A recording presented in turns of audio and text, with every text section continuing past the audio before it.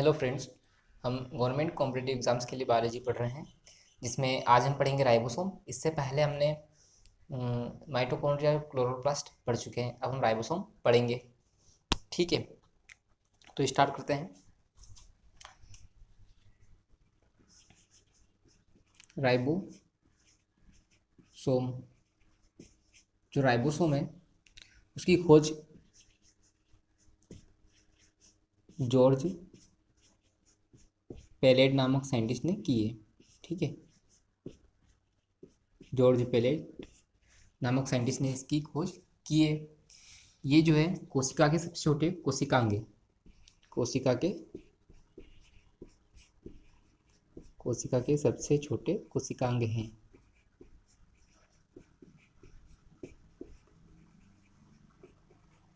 छोटे कोशिकांग हैं।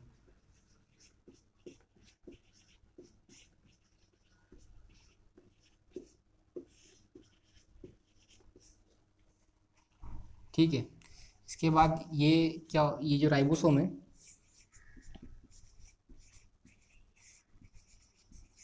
Ribosome ribo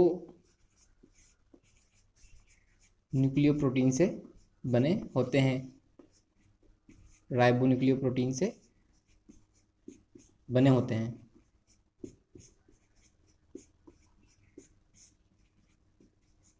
ठीक है, इसमें जो राइबो न्यूक्लियोप्रोटीन है, इसमें दो भाग होते हैं। इसमें दो भाग में एक होता है rRNA। ठीक है,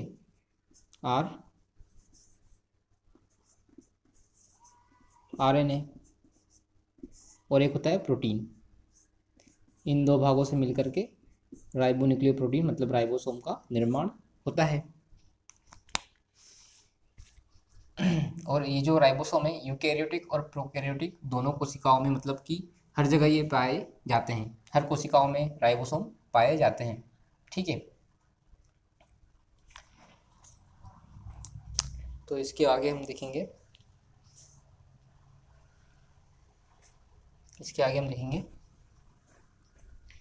कि जो राइबोसोम है वो हर जगह उपस्थित होते हैं। यूकैरियोटिक और प्रोकैरियोटिक दोनों कोशिकाओं में पाए जाते हैं। जो राइबोसोम है दो प्रकार के होते हैं। ठीक है ना, दो प्रकार के राइबोसोम होते हैं। दो प्रकार के होते हैं, इसमें एक है 70S और दूसरा है 80S। ठीक है, जो 70S राइबोसोम होते हैं, यहाँ पर एस क्या है, एस को बोलते हैं श्वेदबर्ग यूनिट। ठीक है, ये क्या करती है, ये यूनिट ये क्या करती है, ये इनडायरेक्टली मतलब कि अपरोक्ष रूप से, इनडायरेक्टली आकार एवं घनत्व का निर्धारण करती है। ठीक है ना, घनत्व का निर्धारण करती है।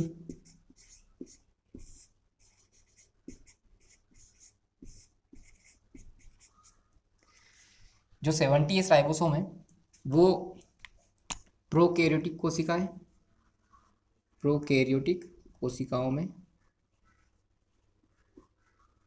ठीक है, और यूकैरियोटिक कोशिकाओं में माइटोकॉन्ड्रिया और क्लोरोप्लास्ट में भी 70S राइबोसोम पाए जाते हैं। ठीक है ना, हमने देखा है, हमने इससे पहले माइटोकॉन्ड्रिया और क्लोरोप्लास्ट हम पढ़ चुके हैं। ठीक है ना, उसमें हमने देखा था कि 70S राइबोसोम उनके मैट्रिक्स में होता है।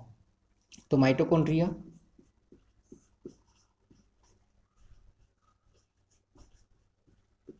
और क्लोरोप्लास्ट, इन दोनों के मैट्रिक्स में भी 70S टाइप का राइबोसोम पाया जाता है। ठीक है ना, 70S को प्रोकैरियोटिक राइबोसोम भी कहते हैं। ठीक है ना, प्रोकैरियोटिक राइबोसोम भी इसको कहते हैं। जो 80S राइबोसोम है वो जनरली यूकैरियोटिक कोशिकाओं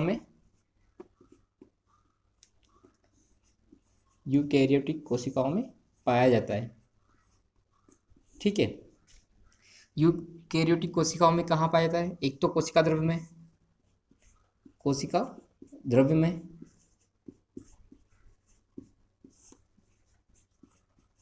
और एक होता है कोशिका द्रव्य के अलावा ये होता है ईआर की झिल्ली पर, एंडोप्लाज्मिक रेटिकुलम की झिल्ली पर, जिसको बोलते हैं हम R E R, rough endoplasmic reticulum.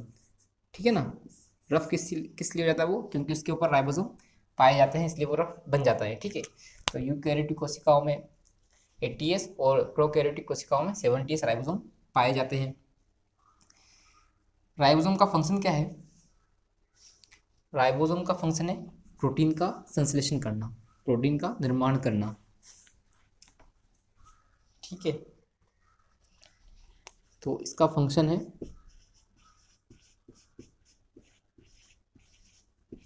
Protein का निर्माण करना।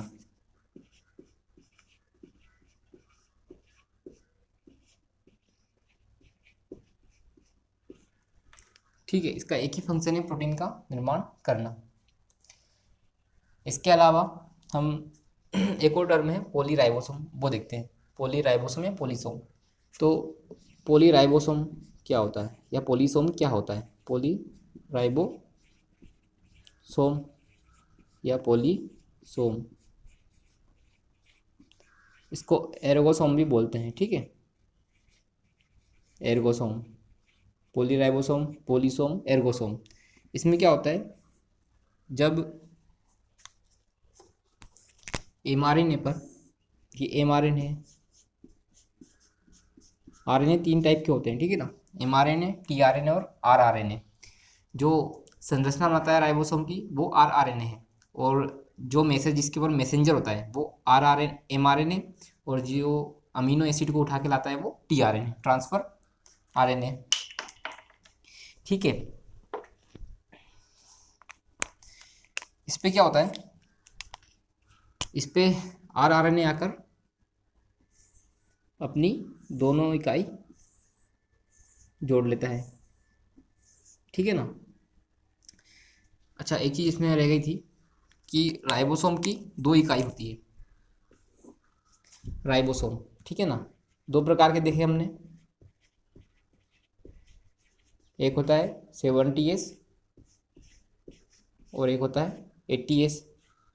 जो 70S होता है उसकी 2 इकाई होती है, मतलब 2 भागों से मिलके बनता है, 50S और 30S। ठीक है। और जो 80S होता है वो भी 2 भागों से मिलके बनता है, 60S और 40S। ठीक है। जो 50S है वो बड़ी सब यूनिट है, मतलब कि बड़ी उप इकाई है, और जो 30S है वो छोटी है। इसी प्रकार 80S में भी दो दो उप इकाई से मिलकर बनता है, एक बड़ी से एक छोटी से। ठीक है ना। बड़ी वाली कौन सी है? 60 वाली, और छोटी वाली 40 वाली। ठीक है ना। 60S और 60S और 40S। तो इसमें क्या होता है, जब एमआरएनए पर क्या होता है, आर मतलब राइबोसोम जुड़ता है, तो उसकी जो बड़ी यूनिट होती है वो ऊपर जुड़ती है और छोटी यूनिट नीचे जुड़ती है। ऐसे ही मतलब क्या करते हैं, बहुत सारे राइबोसोम एमआरएनए के ऊपर जुड़ जाते हैं, तो बहुत सारे मतलब पोली हो जाएंगे। पोली हो जाएंगे मतलब बहुत सारे राइबोसोम एमआरएनए के ऊपर जुड़ जाते हैं, जिससे क्या होता है कि ये कहाँ पर पाए जाते हैं, ये पोलीराइबोसोम प्रोकैरियोटिक कोशिकाओं में। प्रोकैरियोटिक कोशिकाओं में ऐसा होता है। यूकैरियोटिक कोशिकाओं में पोलीराइबोसोम या पोलीसोम देखने को नहीं मिलते हैं। ठीक है। तो इसमें क्या होता है, बहुत सारे राइबोसोम एमआरएनए के ऊपर आ जाते हैं। तो आरएनए का काम क्या है? प्रोटीन का सिंथेसिस करना, प्रोटीन का सिंथेसिस करना। तो इसमें क्या होगा, बहुत मतलब बहुत ज़्यादा मात्रा में प्रोटीन का सिंथेसिस हो सकता है यदि एक से ज़्यादा राइबोसोम लगे होते हैं एमआरएनए पर, तो इससे मतलब बहुत ज़्यादा प्रोटीन का सिंथेसिस हो सकता है।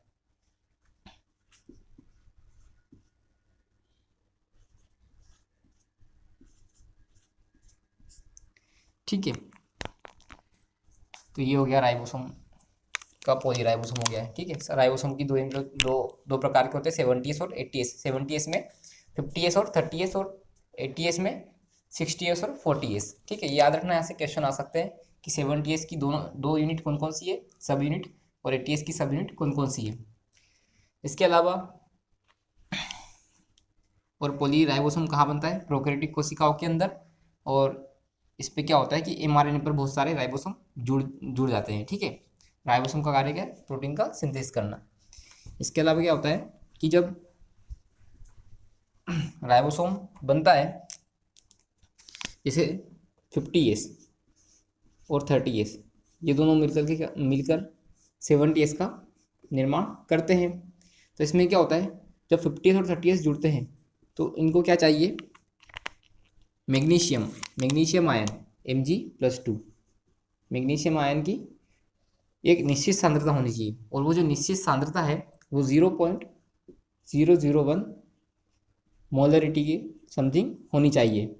ठीक है, तब 70S का निर्माण होता है। बड़ी उप इकाई और छोटी उप इकाई जुड़ जाती है और 70S का निर्माण होता है। ठीक है, आप इसको ऐसा मत करना कि 50S और 30S जुड़ेगी तो 80S बनना चाहिए। ऐसा इसलिए नहीं होता है, जैसे मान लो ये पेन है, ये मार्कर है, तो मार्कर में जैसे मान लो ये 30S है और ये 50S है, तो इन दोनों की यदि लंबाई ऐसे नापोगे अलग अलग तो 80S आ सकती है, मतलब आकार इसका। लेकिन जब इसको मिलाएंगे तो कुछ कम हो जाएगा। ठीक है, तो वही वो ऐसे मतलब इसमें होता है। ठीक है, जब ये जोड़ते हैं तो कुछ भाग कम हो जाता है, इसलिए 70S आता है। ऐसे ही क्या होता है, जब 60S बड़ी उप इकाई और 40S, ठीक है, ये दोनों जुड़ते हैं, Mg+2 की कितनी सांद्रता होती है, 0.001 मोलरिटी, तब क्या किसका निर्माण होता है, 80S का निर्माण होता है। यूकैरियोटिक राइबोसोम और प्रोकैरियोटिक राइबोसोम। ठीक है, तो राइबोसोम का निर्माण हो गया। कभी कभी क्या होता है कि जो Mg+2 होता है उसकी सांद्रता यदि ज़्यादा बढ़ जाती है, ठीक है ना, इसकी 10 गुना हो जाती है। जैसे ये 70S बन गया, 70S बनने के बाद में क्या होता है,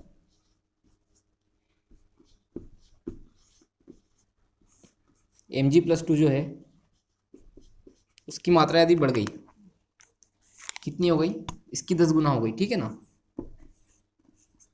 इसकी 10 गुना हो गई मोलरिटी, इसकी सांद्रता। तो क्या होता है, 100S राइबोसोम का निर्माण होता है। इस क्रिया को बोलते हैं डाइमराइजेशन।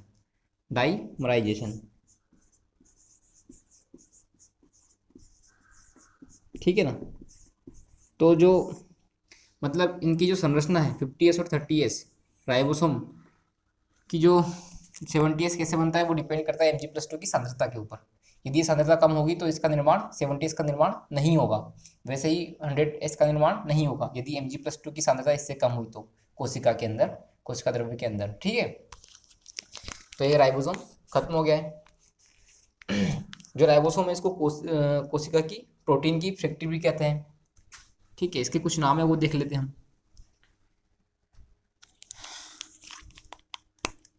प्रोटीन फैक्ट्री बोलते हैं इसको, कोशिका की प्रोटीन फैक्ट्री, क्योंकि यहीं से क्या होता है, प्रोटीन का निर्माण होता है। तो कोशिका की प्रोटीन फैक्ट्री। ठीक है, इसके बाद में क्या होता है, प्रोटीन फैक्ट्री इसको क्या बोलते हैं, जैसे ये किस किस के अंदर पाया जाता है, ये माइटोकॉन्ड्रिया एवं क्लोरोप्लास्ट दोनों के अंदर होता है, इसलिए इसको क्या बोलते हैं, एक कोशिकांग तो माइटोकॉन्ड्रिया हो गया। ठीक है ना, ये कोशिका हो गई, ये माइटोकॉन्ड्रिया एक कोशिकांग हो गया, इसके अंदर राइबोसोम है। तो एक कोशिकांग के अंदर दूसरा कोशिकांग, इसलिए इसको कोशिकांग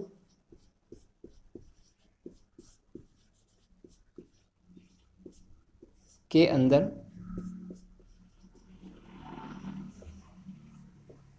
कोशिकांग भी कहते हैं। ठीक है ना, कोशिकांग के अंदर कोशिकांग भी इसको कहा जाता है।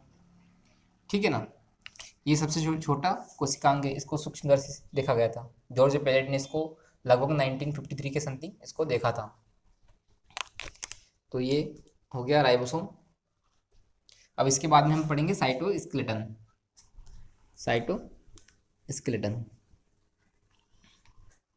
इसके बाद हम पढ़ेंगे साइटोस्केलेटन, मतलब कि कोशिकीय कंकाल। साइटोस्केलेटन,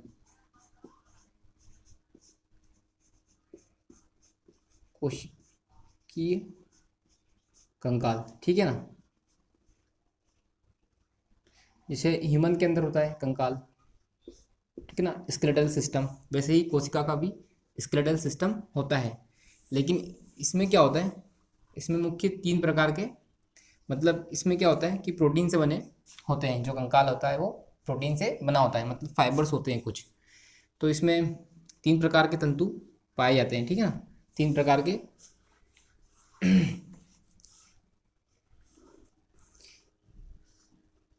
तो पहला है माइक्रोट्यूब्यूल। माइक्रोट्यूब्यूल ट्यूब्यूल है तो इनको क्या बोलते हैं, सूक्ष्म नलिकाएं। सूक्ष्म नलिकाएं, ठीक है। दूसरा है माइक्रो दूसरा इसके साइड में कर देते हैं, माइक्रोफिलामेंट, ठीक है। माइक्रो फिलामेंट, ठीक है। तीसरा है इंटरमीडिएट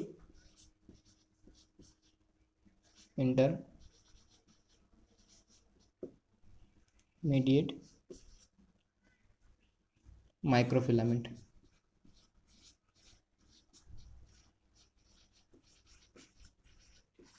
ठीक है। ये दोनों फिलामेंट है और ये क्या है, ट्यूब्यूल है, ठीक है। इसकी जो संरचना होती है वो ट्यूब के जैसे होती है, होलो और सिलेंड्रिकल। होलो होता है और सिलेंडर के जैसा होता है। इसकी साइज जो है, इसकी साइज होती है 25 नैनोमीटर के समथिंग। इसका व्यास जो होता है यहाँ से यहाँ तक 25 नैनोमीटर, ठीक है। इसका निर्माण होता है, ट्यूब्यूल है तो ट्यूब्यूलिन प्रोटीन से इसका निर्माण होता है। ट्यूब्यूलिन प्रोटीन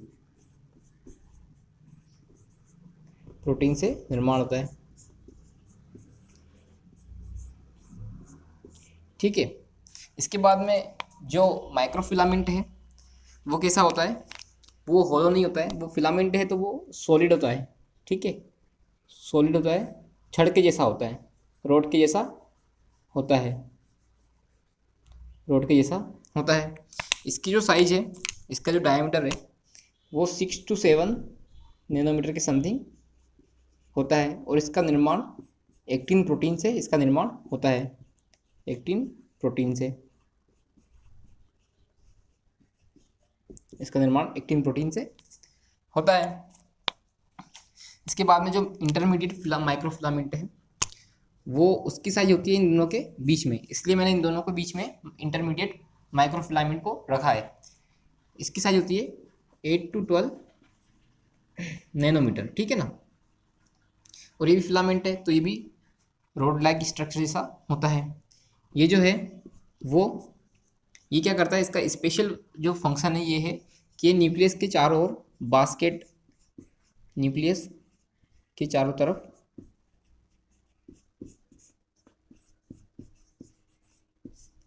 बास्केट जैसी संरचना बनाता है, ठीक है ना। न्यूक्लियस को क्या करता है, बचा के रखता है, ऐसे बास्केट जैसी संरचना बनाता है न्यूक्लियस के आसपास में।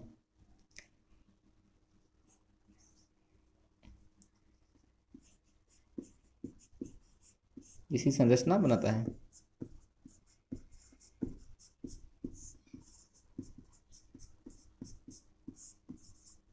इसका स्पेशल फंक्शन यही है कि न्यूक्लियस के जो चारों तरफ बास्केट जैसी संरचना बनाता है। इसके बाद में क्या होता है, इसका फंक्शन हो गया है। अब हम माइक्रोट्यूब्यूल और माइक्रोफिलामेंट के फंक्शन देखेंगे। इसके फंक्शन में क्या आएगा माइक्रोट्यूब्यूल के, मैं इसको मिटा रहा हूँ माइक्रोट्यूब्यूल को, इसके जो ये चीज़ें मिटा रहा हूँ, ठीक है। इसका फंक्शन क्या है, ये क्या करता है, स्पिंडल फाइबर का निर्माण करता है। पहला तो स्पिंडल फाइबर क्या होता है, जब कोशिका क्या होती है, कोशिका का विभाजन होता है तो कोशिका विभाजन के समय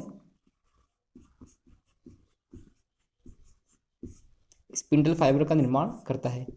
स्पिंडल फाइबर मतलब कि तरकु तंतु का निर्माण करता है, ठीक है। इसके बाद में ये क्या करता है माइक्रोट्यूब्यूल, ये सीलिया और फ्लैजिला का निर्माण करता है। सीलिया और फ्लैजिला का निर्माण भी यही करता है, सीलिया एंड फ्लैजिला, इसका निर्माण भी माइक्रोट्यूब्यूल करता है। सेंट्रोसोम है ना, सेंट्रोसोम को क्या बोलते हैं हिंदी में, सेंट्रोसोम का निर्माण भी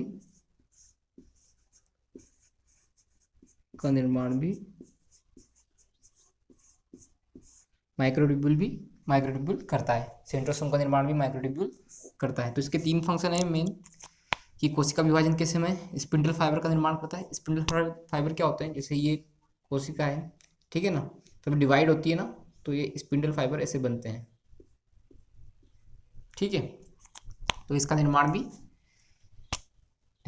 भी माइक्रोट्यूब्यूल करता है। इसके बाद में जो न्यूक्लियस के आसपास में बॉक्स बनाता है ना, जो बॉक्स बनाता है न्यूक्लियस को प्रोटेक्ट करने के लिए, सुरक्षित रखने के लिए, वो है इंटरमीडिएट माइक्रोफिलामेंट। और जो माइक्रोफिलामेंट है उसमें क्या होता है, रोड लाइक स्ट्रक्चर होती है, 6 to 7 नैनोमीटर से बना होता है। इसका जो फंक्शन होता है, ये क्या करता है, ये संकुचन और शीतलन का काम करता है। संकुचन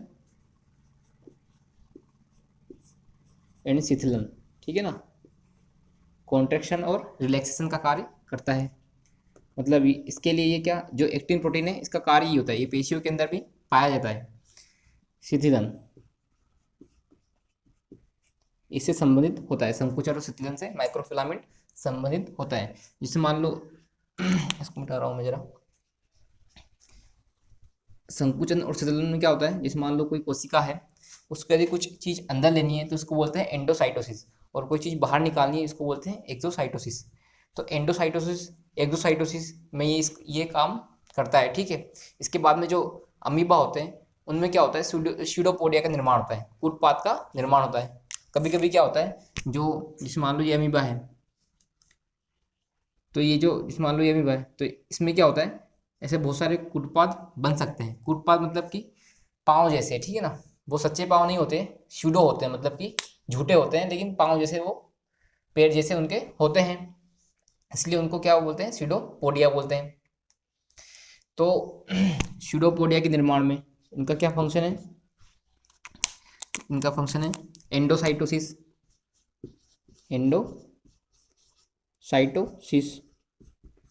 एक्सोसाइटोसिस,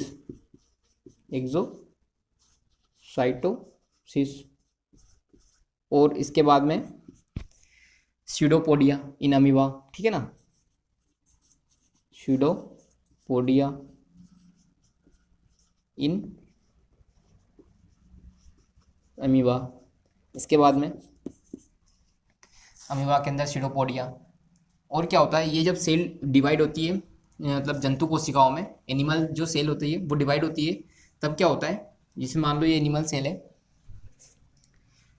यहाँ पे दिखा था, ये एनिमल सेल है, तो क्या होता है,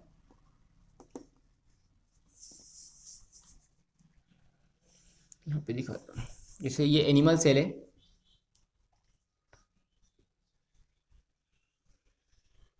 ये एनिमल सेल है, तो यहाँ पर क्या होता है, जो माइक्रोफिलामेंट होता है वो एक रिंग का निर्माण करता है जब डिवाइड होती है। इससे क्या होगा, जो 2 कोशिकाएं हैं वो अलग अलग हो जाएंगी।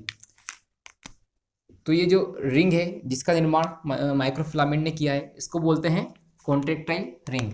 हमने इससे पहले क्या पढ़ा है, इससे पहले हमने कॉन्ट्रेक्टाइल वैक्यूल पढ़ी थी, वैक्यूल पढ़ते टाइम हमने कॉन्ट्रेक्टाइल वैक्यूल पढ़ी थी, लेकिन ये क्या है, कॉन्ट्रेक्टाइल रिंग है। इसका निर्माण कब होता है, कोशिका विभाजन के समय। और कहाँ पर होता है, जंतु कोशिकाओं में कोशिका विभाजन के समय कॉन्ट्रेक्टाइल रिंग का निर्माण होता है, जो माइक्रोफिलामेंट करता है। तो जंतु कोशिकाओं में कॉन्ट्रेक्टाइल रिंग का निर्माण, ये भी कौन करता है, माइक्रोफिलामेंट करता है। तो इसके मेन फंक्शन हो गए, ये क्या करता है, जब भी कोशिका कुछ बाहर अंदर बाहर निकालती है, या स्यूडोपोडिया में, अमीबा में स्यूडोपोडिया का निर्माण होता है, जंतु कोशिका में क्या होता है, कॉन्ट्रेक्टाइल रिंग का निर्माण होता है, तब ये माइक्रोफिलामेंट मतलब संकुचन या शीतलन करता है। इंटरमीडिएट का तो मेन फंक्शन ये है, स्पेसिफिक फंक्शन है कि वो न्यूक्लियस के आसपास बास्केट जैसी संरचना का निर्माण करता है। माइक्रोट्यूब्यूल का करता है, कोशिका विभाजन के समय स्पिंडल फाइबर का निर्माण करता है, ठीक है। सीलिया फ्लैजिला का निर्माण करता है। सेंट्रोसोम या सेंट्रियोल बोलते हैं जिसको, ये सेंट्रोसोम क्या करता है, ये भी कोशिका विभाजन में सहायता करता है। तो इसका निर्माण भी कैसे होता है, माइक्रोट्यूब्यूल से होता है। इसके बाद हम सीलिया और फ्लेजिला और सेंट्रोसोम ही पढ़ेंगे। ठीक है, तो ये जो कोशिका कंकाल है, इनसे क्या होता है, कोशिका, जैसे ये कोशिका है, ये कोशिका है, तो ये कोशिका में ऐसे फैले रहते हैं कोशिका कंकाल। ठीक है, तो कोशिका को एक स्ट्रक्चर दे के रखते हैं, एक स्ट्रक्चर दे के रखते हैं। बड़े बड़े ऑर्गेनिल्स होते हैं, जैसे माइटोकॉन्ड्रिया हो गया, ठीक है, क्लोरोप्लास्ट हो गया, इनको क्या करते हैं, पकड़ के रखते हैं, ताकि ये मतलब इनकी मूवमेंट ज़्यादा ना हो। तो जिससे क्या होगा, एक स्केलेटन मतलब कि एक कंकाल कोशिका का एक शेप, एक आकार बना रहता है। ठीक है, इसके बाद में हम पढ़ेंगे सीलिया और फ्लेजिला। ठीक है, तो इसको मिटा रहा हूँ मैं।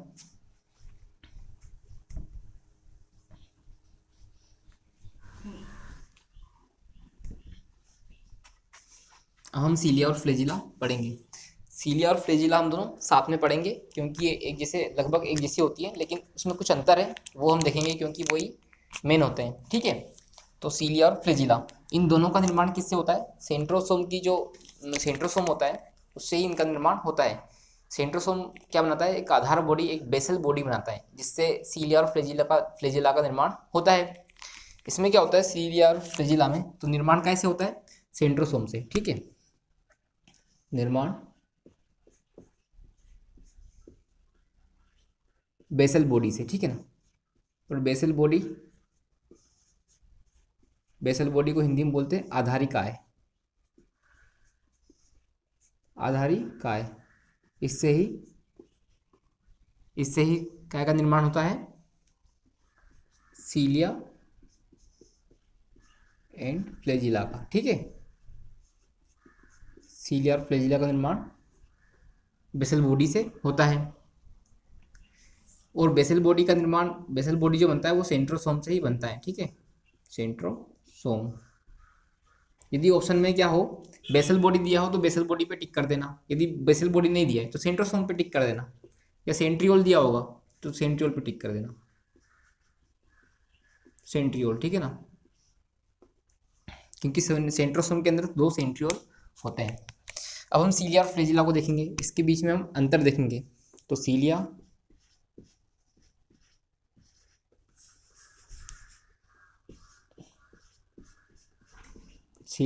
और फ्लेजिला, इसमें क्या होता है, जैसे सीलिया क्या होता है, सीलिया एक सेल ऐसी हो गई, एक कोशिका ऐसी हो गई, जिसके ऊपर क्या होते हैं, ये छोटे छोटे स्ट्रक्चर्स होते हैं, इनको सीलिया बोलते हैं। और जो फ्लेजिला होती है,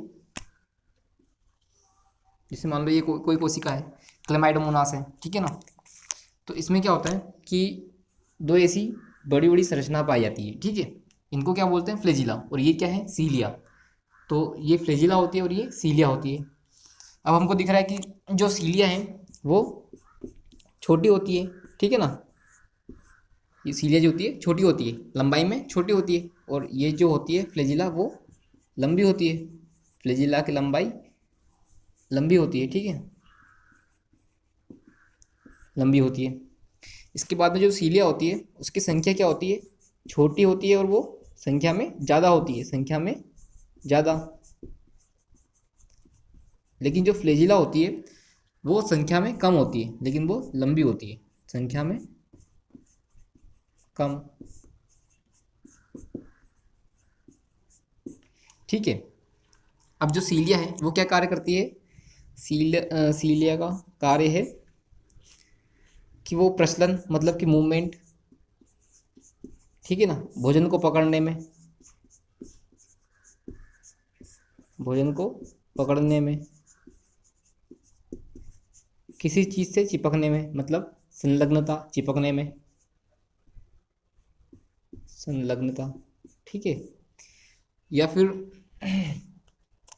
संवेदना में। ठीक है, संवेदना मतलब सेंसेशन, जैसे कोई चीज़ सेंस होती है ना, मतलब यहाँ पे इसको कोई दूसरा ऑर्गेनिज्म या फिर कुछ भी टच होगा तो इसको संवेदना पता चल जाएगा कि हाँ कोई है। लेकिन जो फ्लेजिला होती है उसका बस एक ही कार्य होता है कि वो प्रचलन करती है, बस मूवमेंट करती है। ठीक है ना, ओनली मूवमेंट के लिए फ्लेजिला होती है। ठीक है, और इसके अलावा ये क्या करती है, जो सीलिया होती है, इसको मिटा रहा हूँ मैं, जो सीलिया होती है वो एक जैसी कार्य करती है, मतलब एक जैसे कार्य करती है। जैसे नाव में जो चप्पू होते हैं, जो चप्पू लगाते हैं, बड़ी नाव होती है ना, जब नाव की जो रेसिंग होती है नाव वाली, उसमें क्या होता है, सब एक जैसे चप्पू चलाते हैं, तो इनकी जो गति होती है वो समन्वित रूप से होती है, मतलब कोऑर्डिनेटेड होते हैं, एक दूसरे के साथ में कोऑर्डिनेटेड होते हैं। मतलब कि यदि एक की गति इधर हो रही है, दूसरे की गति भी उधर ही होगी, ठीक है। मतलब ये विपरीत गति नहीं करते, ठीक है। मतलब एक दूसरे से एक जैसा गति करता है वैसे ही सभी गति करते हैं। तो क्या होता है कि इनकी जो गति होती है, इनकी गति या प्रचलन समन्वित क्रम में होता है, समन्वित क्रम में होता है, क्रम में होता है।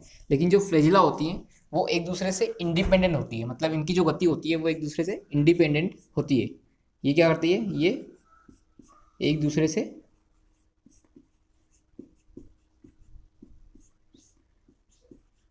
स्वतंत्र गति करते हैं, स्वतंत्र गति करते हैं, ठीक है। तो ये बेसिक डिफरेंसेस है दोनों के बीच में, एक दूसरे से स्वतंत्र गति करते हैं। तो इनकी संख्या कम होती है, इनकी संख्या ज़्यादा होती है, इनकी संख्या कम होती है। ये इनकी जो होती है वो बड़ी होती है, ये छोटी होती है, ठीक है ना। ये सीलिया जो होती है प्रचलन, संवेदना, भोजन पकड़ने में, चिपकने में, यहाँ पर ये सभी जगह काम में आती है। और जो फ्लैजिला होती है उसका कार्य क्या है, ओनली प्रचलन करना है, ठीक है। और जो फ्लैजिला है वो एक दूसरे से इंडिपेंडेंट होती है, मतलब स्वतंत्र कार्य करती है। लेकिन जो सीलिया होती है वो समन्वित रूप में, मतलब कि एक जैसे कार्य करती है, ठीक है। तो ये सीलिया और फ्लैजिला में डिफरेंस हो गया, यहाँ से क्वेश्चंस आ सकते हैं। इसके बाद में क्या होता है, इसके बाद में हम पढ़ेंगे इसकी स्ट्रक्चर पढ़ लेते हैं, क्योंकि स्ट्रक्चर से क्या होता है, 9+2 स्ट्रक्चर होती है, तो समझ में नहीं आती कई बार कि 9+2 क्या है। सब पढ़ लेते हैं इनको, लेकिन 9+2 इनको समझ में नहीं आता है कि 9+2 क्या होता है, ठीक है। 9+2 स्ट्रक्चर हम देखेंगे, 9+2 क्या होता है सीलिया और फ्लैजिला में। तो हमने देखा एक आई से निर्मित होती है, ये बनती है माइक्रोट्यूब्यूल से ही, ठीक है। माइक्रोट्यूब्यूल से मतलब सीलिया सेंट्रोसोम भी किससे बनता है, माइक्रोट्यूब्यूल से बनता है। तो इनका निर्माण भी माइक्रोट्यूब्यूल से होता है। अभी हम देखेंगे कैसे माइक्रोट्यूब्यूल से इनका निर्माण होता है। तो ये क्या होता है, आसपास से क्या होता है, आसपास से ये होती है सेल मेम्ब्रेन, सेल मेम्ब्रेन, कोशिका झिल्ली, ये कोशिका झिल्ली है। हमने जब कोशिका झिल्ली पढ़ा था तब पढ़ा था कि जो कोशिका झिल्ली है वो सीलिया, फ्लैजिला और माइक्रोविलाई का निर्माण करती है।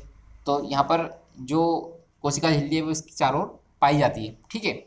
इसमें क्या होता है, दो माइक्रोट्यूब्यूल जो होते हैं बिल्कुल सेंटर में होते हैं, दो माइक्रोट्यूब्यूल बिल्कुल सेंटर में होते हैं और इनके आसपास सेंट्रल शीथ होती है। इसके बाद में क्या होता है, इनमें क्या होता है, कुछ रेडियल स्पोक्स, मतलब अरीय तंतु पाए जाते हैं, अरीय तंतु पाए जाते हैं, जिनकी संख्या कितनी होती है, 9 होती है, जिनकी संख्या 9 होती है,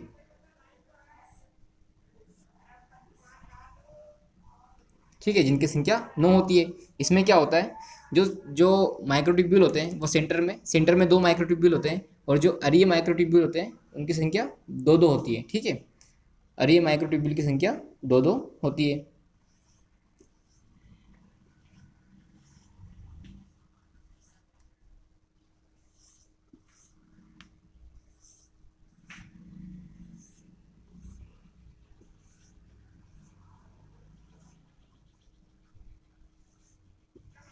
ठीक है, ये क्या होती है, ये जो 2 माइक्रोट्यूब्यूल है सेंटर में, इसको हम बोलते हैं 2, और जो जो 9 अरीय माइक्रोट्यूब्यूल है इनको 9 बोलते हैं। इसलिए इसकी संरचना क्या बोलते हैं, सीलिया और फ्लैजिला की 9+2 संरचना होती है।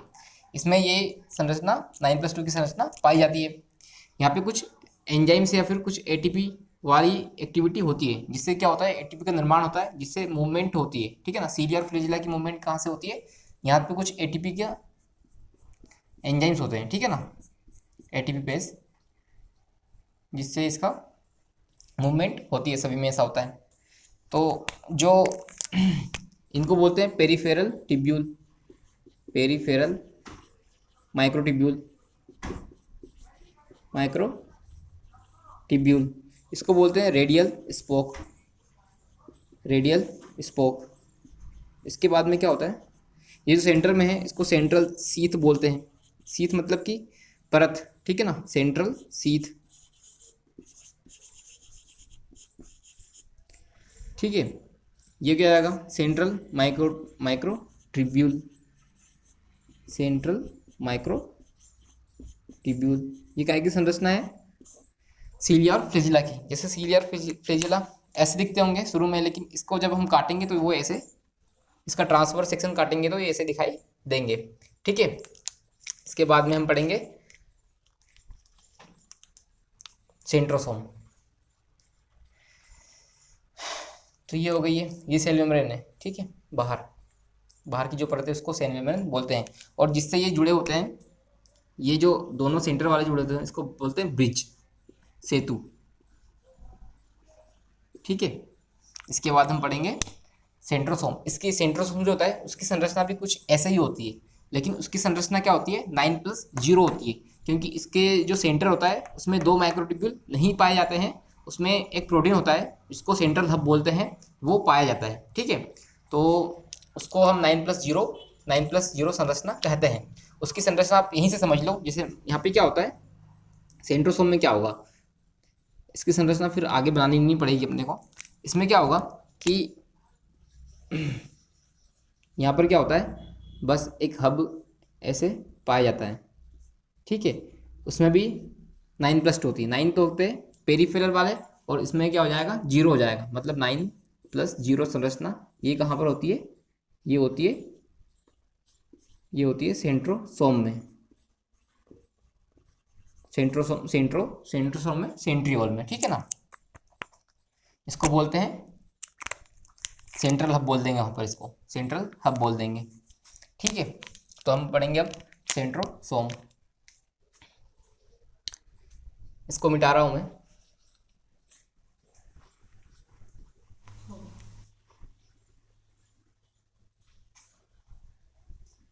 अब हम पढ़ेंगे सेंट्रोसोम, ठीक है। तो सेंट्रोसोम में क्या होता है,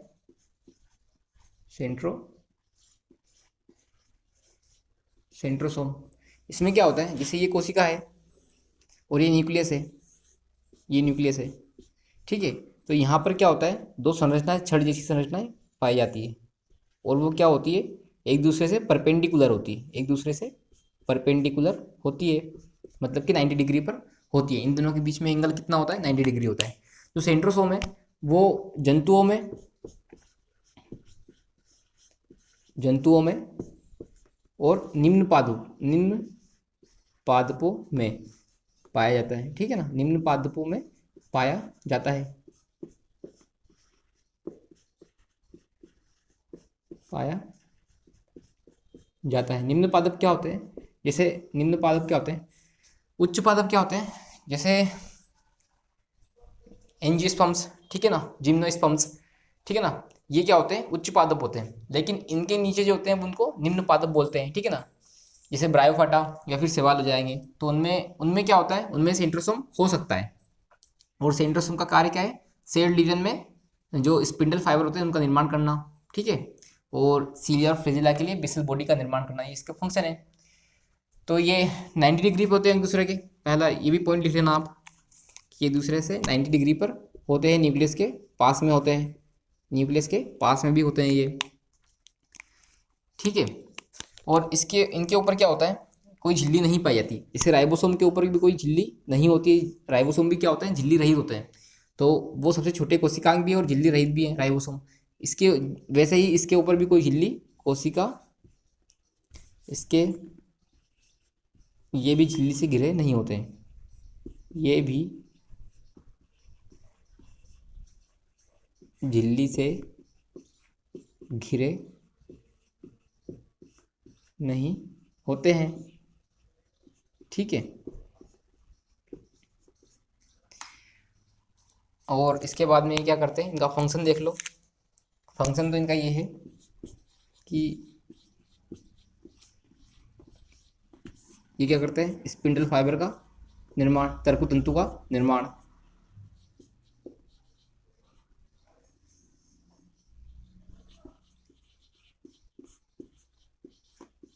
करते हैं, ठीक है ना।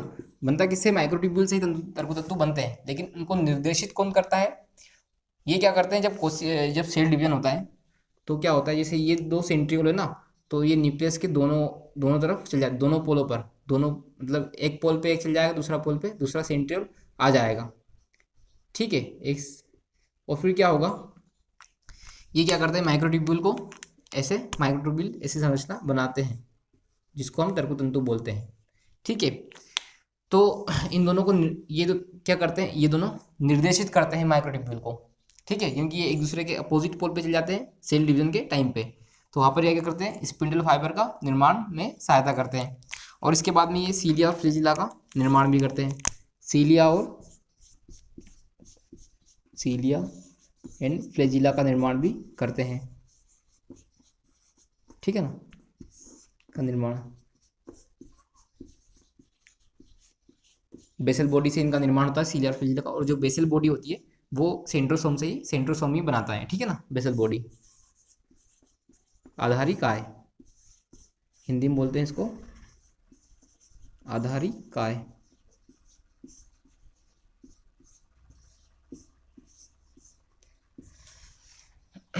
अब इसकी स्ट्रक्चर हमने पहले ही देख ली है, एक रफ डायग्राम देख लेते हैं फिर भी। संरचना में क्या होता है कि संरचना में सेंट्रल में एक सेंट्रल हब होता है, जिसको सेंट्रल जो प्रोटीन से मिलके बनता है। इसके आसपास क्या होता है, ऐसी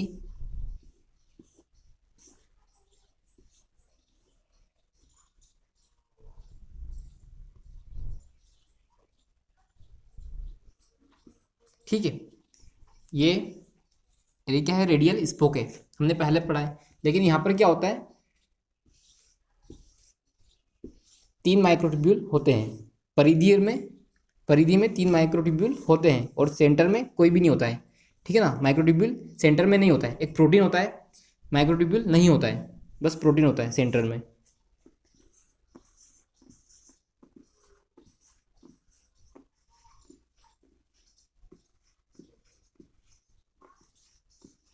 और हमने वहाँ पे क्या पढ़ा था कि उसमें क्या होता है, आसपास झिल्ली होती है, लेकिन यहाँ पर आसपास कोई झिल्ली नहीं होती है। सीलिया और फ्लैजिला में क्या होता है, कोशिका झिल्ली होती है, लेकिन यहाँ पर कोई कोशिका झिल्ली नहीं होती है।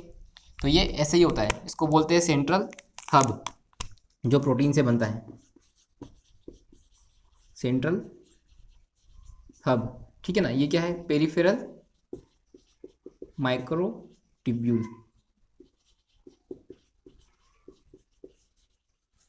ठीक है ना। इसकी संरचना लगभग बस ऐसी ही होती है।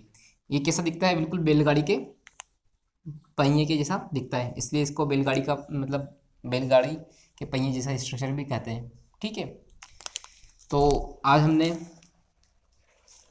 पढ़ लिया है, सारे टॉपिक्स हमने पढ़ लिए हैं, राइबोसोम, सीलिया फ्लैजिला, साइटोस्केलेटन और सेंट्रोसोम, सेंट्रियोल। इसके बाद हम पढ़ेंगे नेक्स्ट में न्यूक्लियस पढ़ेंगे, और कुछ बचेगा तो हम क्रोमोसोम पढ़ेंगे, ठीक है ना। न्यूक्लियस और क्रोमोसोम पढ़ेंगे इसके बाद में, और कुछ बचा होगा तो वो पढ़ लेंगे, ठीक है ना। एक चैप्टर जो होगा हम अलग से आरबीसी का पढ़ेंगे, रेड ब्लड सेल का, क्योंकि उसमें बहुत सारी चीज़ें नहीं होती है, तो हम उसका वो चैप्टर पढ़ेंगे, ठीक है। थैंक यू, धन्यवाद।